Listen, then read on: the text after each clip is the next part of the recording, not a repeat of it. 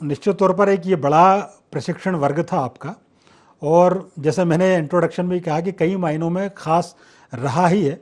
एक तो बड़े नेताओं की शिरकत ऐसे सत्रों में होती हो तो निश्चित तौर पर इसका एक इम्पैक्ट पड़ता है। ये अब देखने वाली बात होगी कि इन वरिष्ठ नेताओं के अनुभवों से प्रदेश के नेताओं ने क्या सीखा।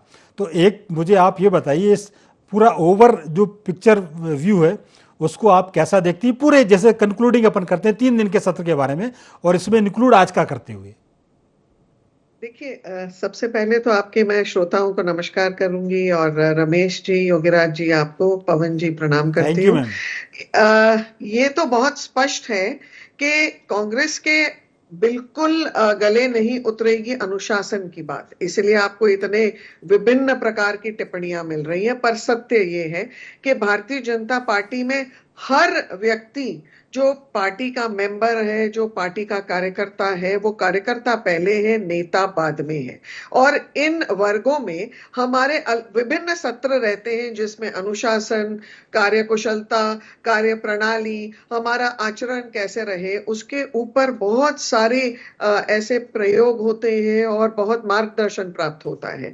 आपने ये देखा है कि भारतीय जनता पार्टी में अनुशासन का तो एक बहुत अहम भूमिका है ही, परंतु जनप्रतिनिधियों को उनकी जो सामाजिक दायरा है, सामाजिक जिम्मेदारी है, जो उनके कार्य प्रणाली होनी चाहिए, उसके बारे में भी मार्गदर्शन मिलता है।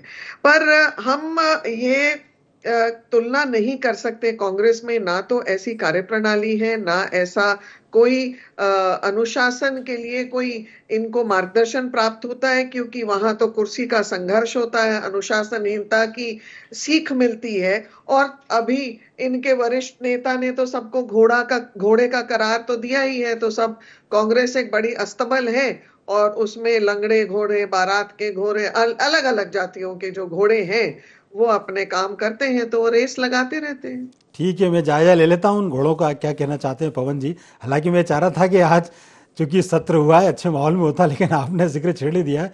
पवन जी। नहीं, देखिए, ये घोड़े की बात करेंगे, भारतीय जनता पार्टी के लोग ये बड़े अनुशासन की बात करेंगे, कितने अनुशासन प्रिय है, कितने न्याय प्रिय। आने वाले समय में भी जो अभी निकट भविष्य में जितने इनके नेताओं के बयान आए, अपने आप दिख गया कि भारतीय जनता पार्टी के लोग दूसरों की बात जरूर करते हैं, अपना नहीं कहेंगे। हम कहेंगे कि आप कुछ मील का पत्थर साबित करो ना।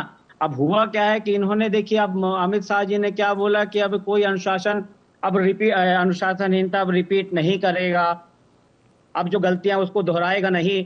अरे, जो पहले गलतियां हुई हैं उन गलतियों से क्या सीख लिया आपने? उन गलतियों का कितनी सजा दिया आपने? उन गलतियों में क्या आपने कोई निर्णय लिया? अगर हमारी जो सेना के अधिकारी हैं उसको आतंकवादियों की बहन बोला अगर विजय शाह ने, तो उसमें आपने क्या एक्शन लिया? एक्शन करके बताइए ना।